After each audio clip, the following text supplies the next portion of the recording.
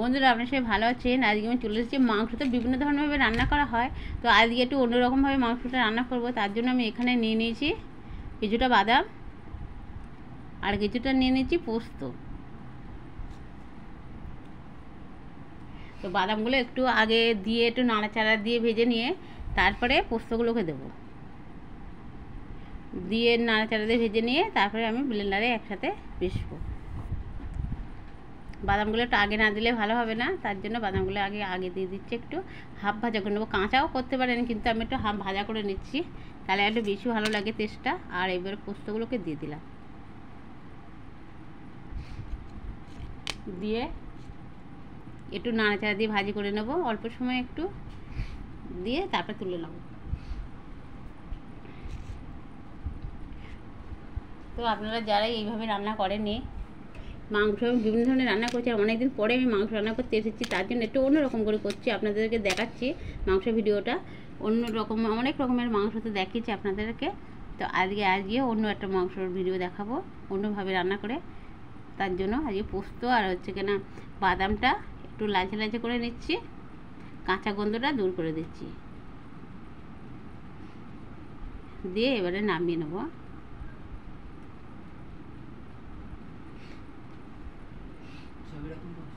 এবারে ওইগুলোকে ঢেলে নিচ্ছি একটা পাত্রে, একটু ঠান্ডা হয়ে যাক। আর কড়াইতে আমি তেল দিয়ে দিয়েছি, পোস্ত বাদামটা ঢেলে নিচ্ছি, কড়াইতে তেল দিয়ে দিচ্ছি। তেলে এবারে পেঁয়াজ, আদা, রসুন এইগুলো দিয়ে একটু হাফ ভাজি করে নেবো, নিয়ে সব ব্লেন্ডার করব।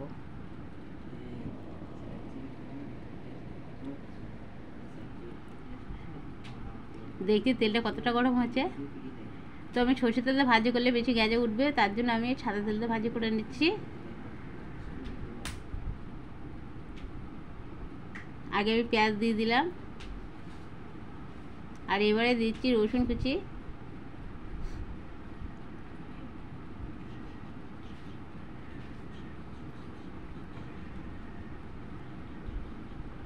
আর এবার দিয়ে দিচ্ছি আদা কুচি। সব ভালো করে একটু লাল লাল করে একটু ভাজি করে নেব, হাফ ভাজি করে নেওয়ার পরে তারপর ব্লেন্ডার করব।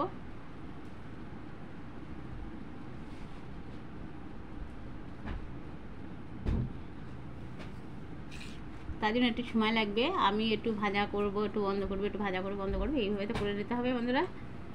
তো আপনারা তো মাংস রান্না করেছেন, মাংস রান্না খেয়েছেন, আর আমি ওই টেংরি, খাসির টেংরি, সেটাও আমি রান্না করেছি, কিন্তু রান্নাটা আপনাদেরকে দেখেছি। সব রকমের রান্না আছে আমার এদিকে। কক রান্না করেছি, আস্ত কক ছবি তুলেছি, ওই তাকে রান্না করেছি, সেটাও আছে। তো এমনি মুরগি, পোলট্রির মুরগি, দেশি মুরগি, আর এতে আমি দিয়ে দিলাম 5-6টা শুকনো লঙ্কা। এগুলো একটু ভাজি ভাজি করে নেবো, নিয়ে এর সাথে বেটে নেবো একেবারে।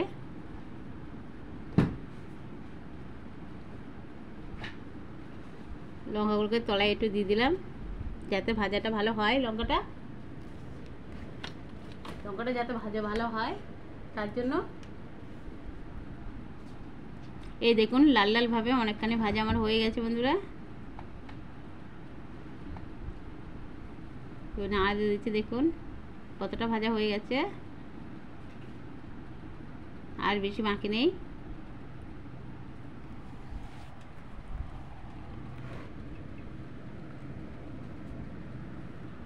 যে কোনো রান্না একটা নির্দিষ্ট একটা জিনিস থাকে, যে এই রান্নায় এই জিনিসগুলো দিলে ভালো লাগে খেতে বন্ধুরা।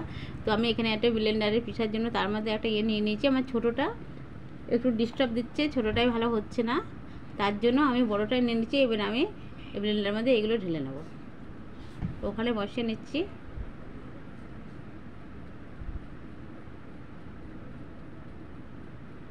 নিয়ে আমি ঢেলে নেব এখানে। এর মধ্যে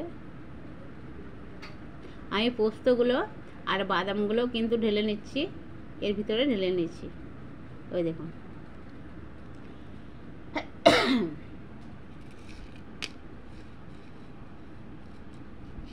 আর পোস্ত বাটতে গেলে বন্ধুরা কিন্তু জল খুব বেশি দেওয়া যাবে না। আর আমার এগুলো ভাজা গেছে, এগুলো একসাথে দিয়ে দিচ্ছি, একসাথে দিয়ে অল্প একটু জল দিয়ে তারপর ব্লেন্ডার করে নেব।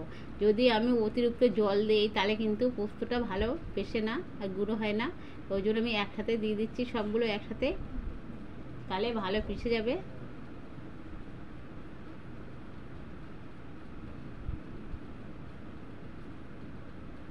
এবারে আমি কড়াইটা পরিষ্কার করে সবগুলো এতে দিয়ে দিয়েছি।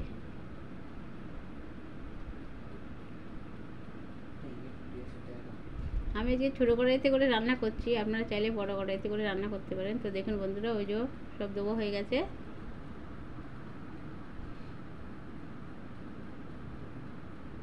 এবার একটু জল দিয়ে দেবো,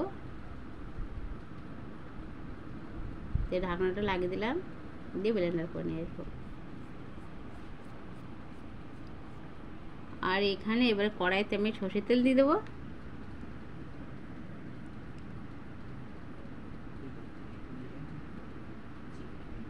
কেন সর্ষের তেলে রান্না করি আমরা। এবার একটু আলুগুলো ভাজি করে নেবো। আলুগুলোকে ভাজি করে নিয়ে ওর মধ্যে মাংস দিয়ে দেবো, দিয়ে একসাথে ভাজি করে নেব।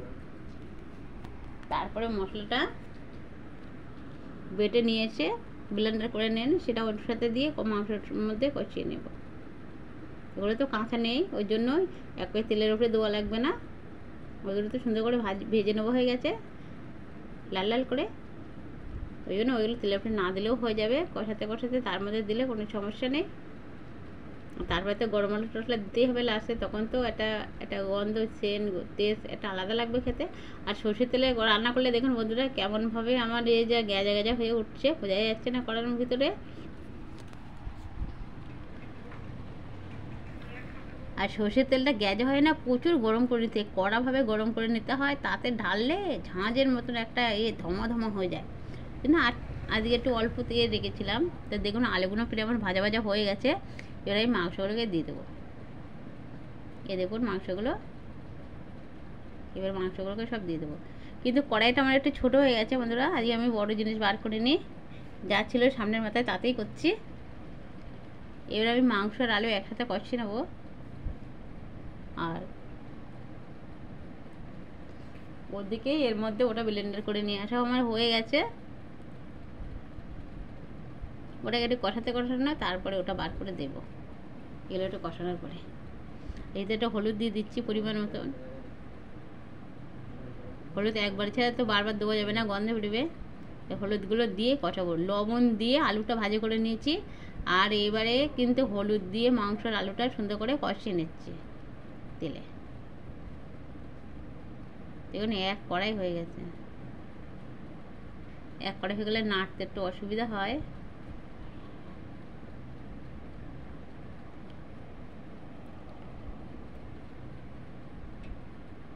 তা বন্ধুরা, আমার বিভিন্ন ধরনের মাংস রান্নার আছে রেসিপি, তো আপনারা দেখতে চাইলে অবশ্যই দেখতে পারেন।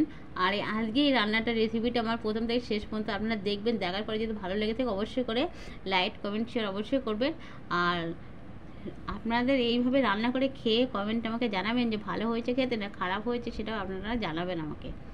তো পোস্ত আর বাদাম একসাথে ভাজি করে নিয়ে, আর ওইগুলো দিয়ে আমি ব্লেন্ডার করে নিয়ে এসেছি। এবারেকে একটু তেজপাতা দিয়ে দিলাম, তেলে দিতে মনে ছিল না বন্ধুরা, এটা তেলে দিলে বেশি ভালো হয়, তবে এখন দিয়ে দিলাম। আপনারা কিন্তু এখন দেবেন, আপনারা তেলের উপরে দিয়ে দেবেন। আর যে সকল বন্ধুরা নতুন আমার চ্যানেলে এসেছেন, এই দেখুন আমার এটা কিন্তু ব্লেন্ডার করা হয়েছিল। এবার আমি মশলাগুলো এতে দিয়ে দিচ্ছি সব। এবার মশলাগুলো দিয়ে নাড়াচাড়া দিয়ে কষিয়ে নিতে হবে, এতেই সিদ্ধ হয়ে যাবে। জল লাগবে না, তাও অল্প একটু দিলেও হয়। পাত্রটা ধুয়ে আলুটা আছে সিদ্ধ হওয়ার জন্যই। এর সুন্দর একটা কালার আর একটা ঝোলটা কিন্তু একটা ঘন চলে আসবে।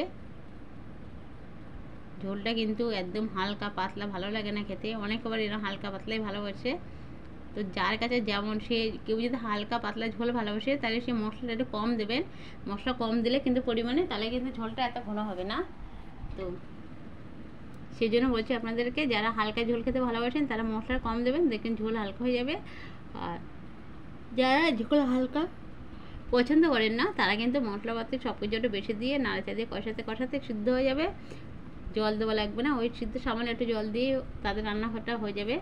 এভাবে করলে ভালো লাগে, বিভিন্নভাবে করা যায়, তা আপনাদের ইচ্ছা, যেভাবে আপনারা খুশি করতে পারেন।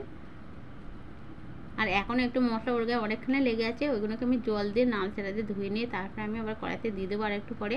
আর এগুলো কষাতে সব তো একসাথে দেখানো যাচ্ছে না, কিছুটা কেটে দিয়েছি, কিছুটা দেখাচ্ছি। পুরোটা দেখালে কিন্তু অনেকটা সময় লেগে যাবে আপনাদের কাছে, ওই জন্যই। আর এতটা সময় তো কারণ নেই। আর আমরা যারা রান্না ভীষণ ভালোবাসি, রান্না করতে ভালোবাসি, খেতে ভালোবাসি রান্না, তারা তো আমরা অবশ্যই করে রান্নার ভিডিওগুলো দেখি, যে কার কী রান্নার ভিডিও, কে কেমন রান্না করছে, এগুলো তো সবাই দেখে। তো যাই হোক, আর আমি যেরকম খুশি, যেরকম ধরনের রান্না করি, আমি সব রকম ছাড়ি আপনাদের কাছে। আপনাদের যেটা ভালো লাগে অবশ্যই করে কমেন্টে আমাকে জানাবেন। আর কেমন রান্না আপনারা পছন্দ করেন সেটাও আমাকে জানাতে পারেন, আমি চেষ্টা করবো আপনাদের জন্য। আর যে সকল বন্ধুরা আমার চ্যানেলে নতুন এসেছেন তারা অবশ্যই করে সাবস্ক্রাইব করে দেবেন। আর ফেসবুক পেজ থেকে দেখলে একটা লাইক দিয়ে আমার পাশে থাকবেন, আর একটু বেশি বেশি করে শেয়ার করে দেবেন আপনারা। আর ভিডিও দেখার সময় লাইকটা দিতে ভুলবেন না বন্ধুরা। আর এই দেখুন, এটাকে কিন্তু আমি সেই জলটা দিয়ে ধুয়ে দিয়েছিলাম, কিন্তু সেই জলটা কিন্তু রয়েছে, এতেই কিন্তু সব সিদ্ধ হয়ে যাচ্ছে, আমার আর নতুন করে জল দেওয়া লাগছে না। আমি একটু মাংসর মশলা দিয়ে দিচ্ছি এখানে, এটা মাংসর মশলা। আর এখনও তো গরম মশলা দিতে বাকি আছে, জিরের গুঁড়ো, ধনের গুঁড়ো, এগুলো তো দেবো আর একটু করে।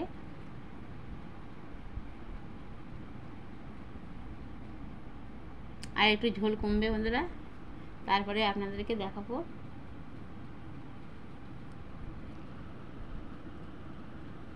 আমি ওইটাতে ভাবটা উঠবে বলে আমি কিন্তু ওনাটা লঙ্কা দিয়ে দিয়েছিলাম, লঙ্কাটা সরাতে মনে নেই, ওই অবস্থা দিয়ে দিয়েছি।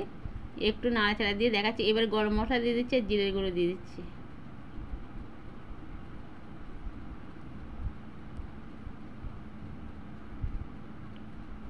গরম মশলা জিরে গুঁড়ো দিয়ে একটু ঢাকা দিয়ে রাখবো, নাড়াচাড়া দিয়ে ঢেকে তারপরে নামিয়ে আপনাদেরকে দেখাচ্ছি কতটা সুন্দর হয়ে যায়, কতটা ভালো হয়েছে বন্ধুরা।